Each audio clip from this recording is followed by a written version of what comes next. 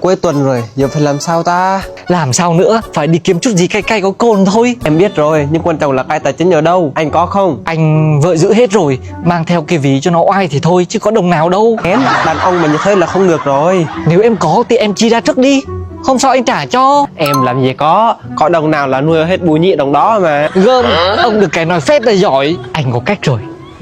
Em thấy gì không?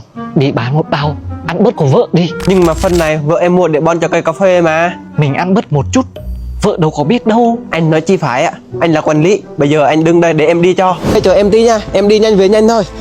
Anh ơi, không đủ rồi, được có chừng này thôi. Thì cả bao văn vi sinh con tung mà không đủ. Em đớp một chút rồi đúng không? Không có. Ba con bán một bao phân bò có 50k. Chị mua cho em bao phân hữu cơ này 30k. Cho em cái bao này giá như vậy là cao lắm rồi đó. Trời ơi, 30k sao mà đủ mua. Một bao phân giá thị trường cũng phải 300-400, mua được 30k quá hời.